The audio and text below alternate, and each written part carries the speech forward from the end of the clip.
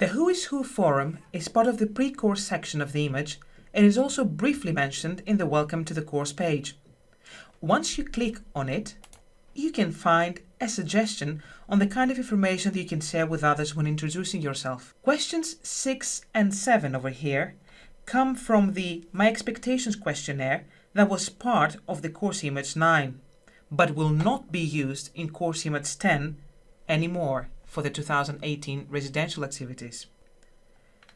Ideally, over here participants will find their activity managers and trainers introduction already posted.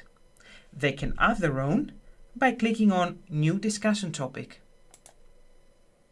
Putting in your name and subject and the information you want to share in the body message, and clicking on Post to Forum will enable to introduce to all the people enrolled to the course.